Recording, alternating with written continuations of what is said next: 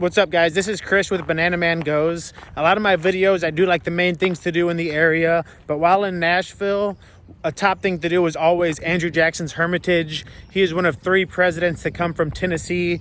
He did a lot in the Battle of New Orleans. So this this video is gonna be a lot more like historic facts and things that really help create the nation that we live in today, America. So if you're into history and really want to sit down and learn a lot, maybe you like Andrew Jackson, maybe you heard a lot about him, this video is going to show you really what to expect. But it does go in depth. So if this isn't your style, I don't blame you. But if you like history, like facts, and like knowing a little bit, check out the video. If not, I'm sure there's a shorter one that I made that'll, be like 5 minutes long to show you what to do. But dive in, check it out. Thanks. So while living in Tennessee, you'll see signs for the Hermitage all over. Andrew Jackson. I was born for a storm, and a calm does not suit me. Whenever you guys come in here, you're going to see the movie theater to the right, and then I'll take you on a tour through the rest of the guide. So the movie theater is really cool, gives a lot of really good information. It's about 18 minutes long. It's free. I strongly recommend it. Checking it out, it'll give different facts about him. Like, I think he was in like over 10 duels. It talks about his marriage because he ended up talking to a lady who was already married but getting a divorce, and a lot of people use that against them. It tells the evils that he did. It doesn't sugarcoat it. He did bad things. He was a slave owner. He was responsible for the Trail of Tears, but he's also responsible for America becoming so big and great. It was still a fledgling nation whenever he was in charge, and the Battle of New Orleans really kicked out the British and the Spanish, and he really expanded America. So he did a lot of bad, but he also did a lot of good, as pretty much everybody in history. So we're going to go on a tour. It's going to show a little bit of everything, like the Hermitage slave families and occupations. It shows different charts. Like over here, you're going to see even Titus. You're going to see Big Samson. It shows their children and everybody. Whenever he bought the Hermitage, there was 7 slaves. Whenever he moved out, there was over 150. And like I said, bad time, but the new American, it's gonna kind of show you what each section has, and then it'll kind of zoom in, and you could kind of read it for yourself or press pause. But courageous, independent, self-reliant, immeasurably tough in body, mind, and spirit. In his day, Andrew Jackson was a living embodiment of the new America. He was born fatherless without any money or rank, and then he really rose to fame. Andrew Jackson was born on the 1767. His dad was killed like 2 weeks before he was born. Andrew Jackson's path to war, he had his mom and his 2 brothers. And his mom died saving people during the American Revolution, and so did his 2 brothers, actually. So he was the only one to survive. Here's a picture of him. He was scarred because he became a prisoner of war at 13 years old. And they asked him to shine his shoes, and he said no, so he ended up getting whipped, and he considers it the cost of liberty. So then he had scars on his hand and face. So, this guy was 13 years old telling people no. Whenever he was in office in 1800, only 10% of people lived west of the Mississippi. In 1825, 30%. He's a big component of the expansion westward. Here's a picture of him as a youth with his red hair and his strong build. He got his license to practice law at age 20, and he started becoming a lawyer. He did a little bit of time in Congress before quitting.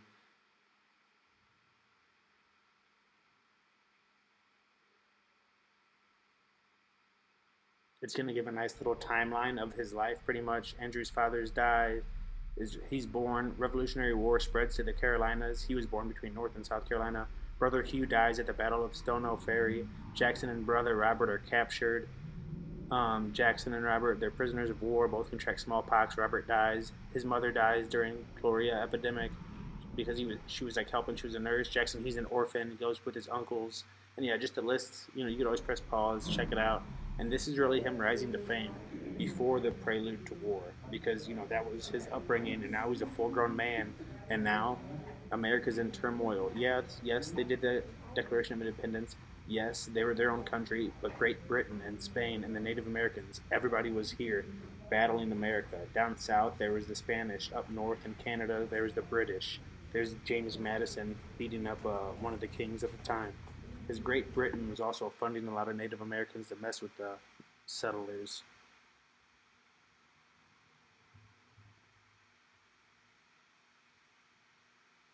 The voice of warning, it's talking about how you got to get these people out of our country.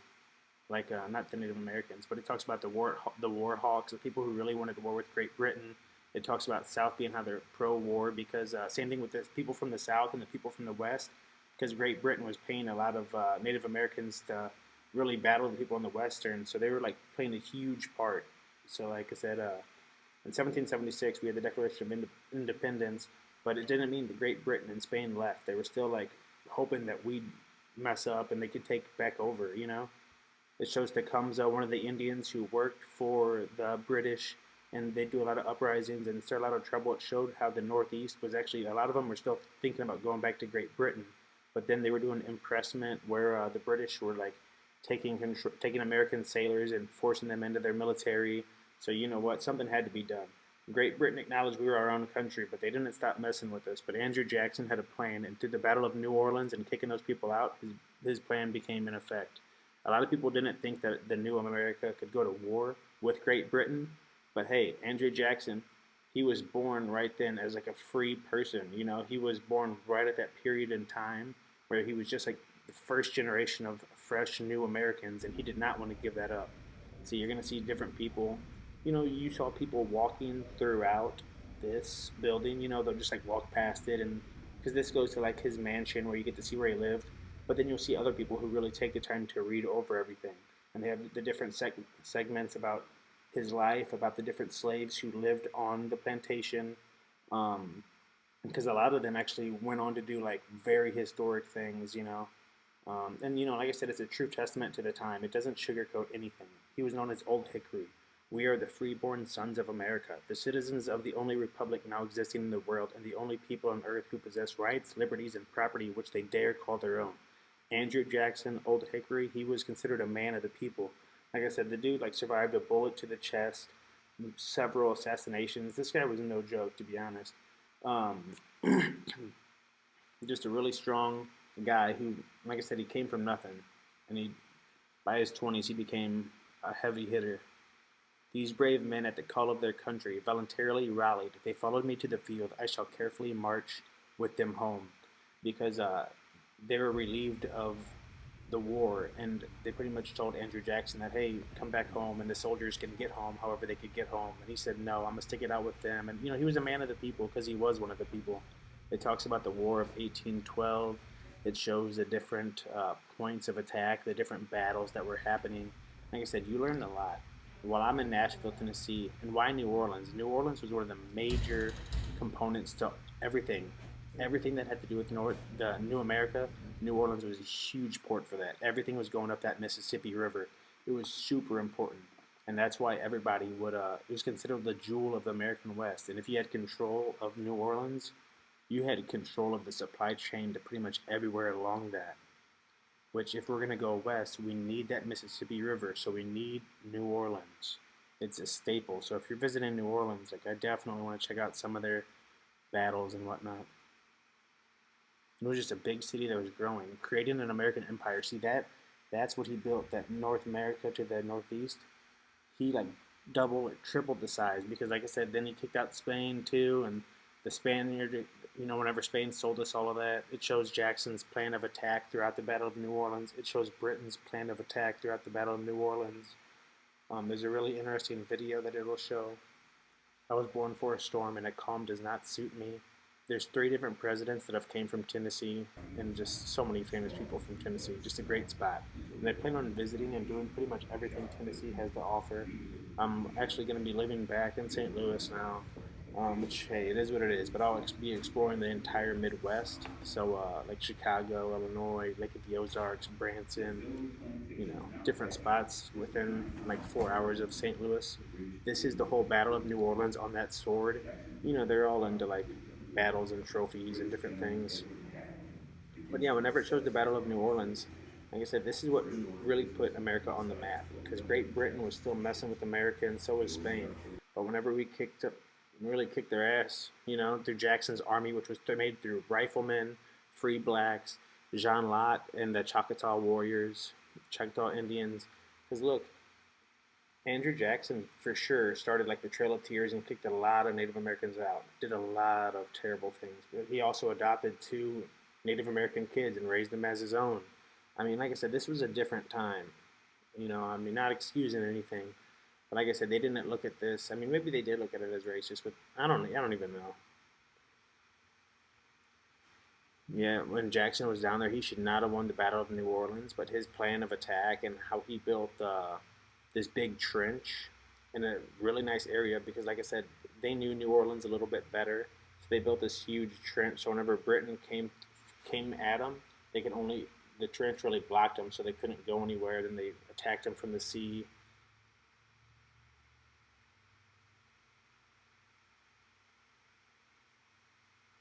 And that's really what made Andrew Jackson a superstar. Is whenever he won the Battle of New Orleans, that's what really set him up to become the seventh president of the United States. Because, like I said, he really did a lot for the country. There was like certain points and periods where it really stands out through our history, and this is one of them. Here it's going to show the different people, how many killed, how many died, how many missing, and you could tell America just really whooped Great Britain, which actually a lot of people did not think that was going to happen. And if it wasn't for Andrew Jackson's quick planning, or if it wasn't for Great Britain waiting, if they would have waited for their troops, they actually wouldn't have lost. But they just, I don't know.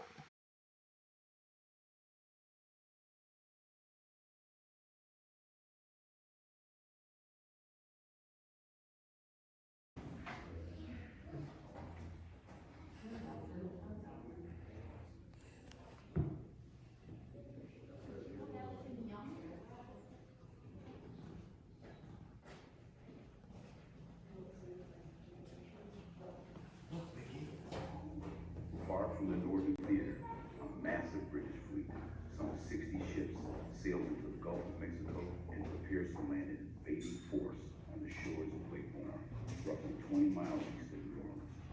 Standing in their way are just 5 vessels. Vice Admiral Alexander Coxey orders a detachment of 45 British barges to attack the 5 American gunboats. What follows can hardly be called a battle. The small ships are easily captured, clearing the way for the British fleet sailing to Lake Borgne. Wary of an unknown enemy force on foreign terrain, the British send 1,800 regulars to explore the swamps east of New Orleans. The men easily capture a small outpost at Fisherman's Village, but the quick-thinking Americans disbelieve the British, and thinking that Jackson commanded at least 20,000 trained soldiers.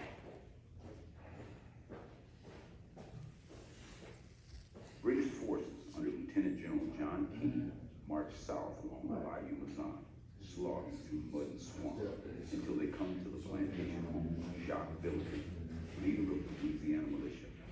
They overrun the place, but fail to capture Villeray's son, who rides to New Orleans to sound the alarm. With Villeray plantation now captured just 9 miles from New Orleans, the British begin to make camp for the night.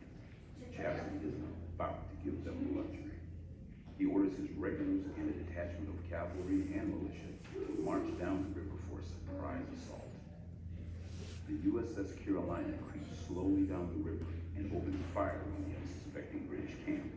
Total confusion ensues, so Jackson takes advantage and orders a full assault. The fighting stretches on for hours until Jackson chooses to withdraw his men back to the city, just as the bulk of the British force arrives in camp.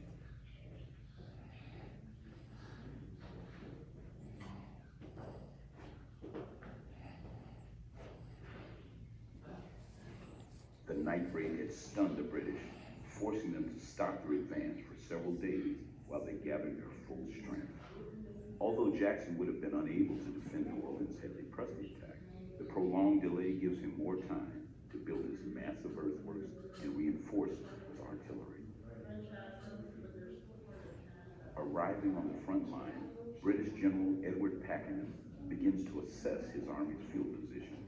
The first order of business, he decides, is to eliminate Jackson's 2 ships. He orders the artillery set on the riverbank and begin firing, destroying the Carolina with devastating hot shot, but missing Louisiana entirely.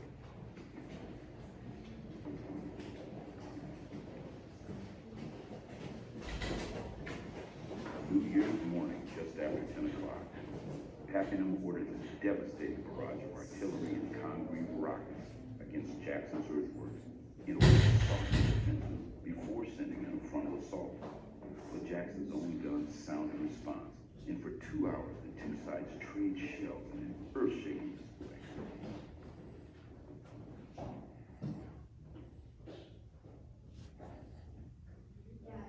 The battle begins at dawn, just as the morning fog is starting to disappear. 4 columns of British regulars march on the earthworks in perfect formation, but Jackson's defenders are ready. Artillery and musket fire ring out, surprising the British and decimating their front lines.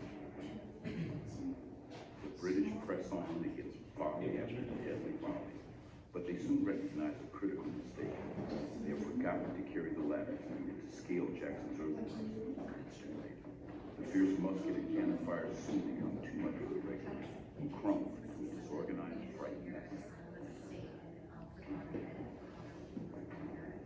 With the British assault beginning to deteriorate, Pakenham rides to the head of the army and calls for retreating soldiers to reform.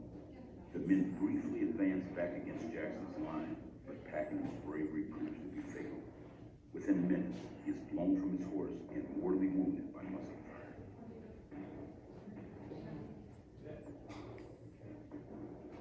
With the commanding general killed and several other officers wounded, the British leadership evaporates. General John Lambert assumes command and orders the reserve forces into battle, but the decimated forces ahead are already in full retreat. Recognizing victory, Jackson decides not to pursue and holds his men in place.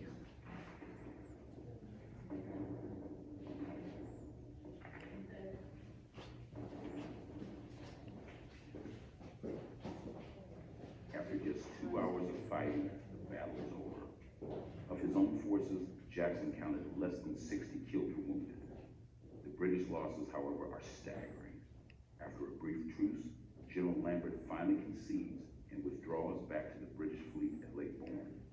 On January 25th, the beaten British army sails away for good.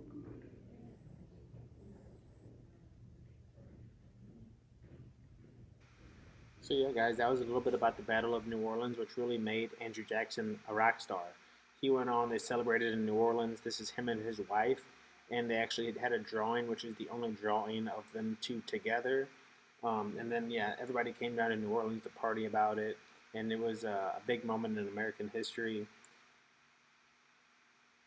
Jackson was Tennessee's first representative in the House, and he was also one of the first senators of Tennessee. He quit both after like 9 months. He didn't like it.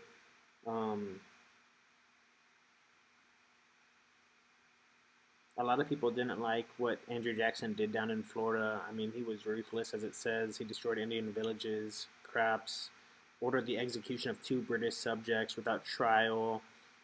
You know, Spain denounced him. A lot of Americans denounced him. A lot of people hated on him for it. I mean, the dude was definitely no one to mess around with. But you know what? The guy survived a lot. And actually, one of the stories is Jackson beat up his own assassin. In January 1835, President Jackson was confronted by a deranged man. The man fired point blank at Jackson with a pistol, but the gun misfired. Jackson then started beating the man with his cane. The assassin pulled out a second pistol, which also misfired. Several politicians, including Davy Crockett, subdued the man. You know, Jackson did a lot of bad, but he was like, you know, did a lot. Gained a lot of territory. John Quincy Adams really recognized what he did and kind of acknowledged it.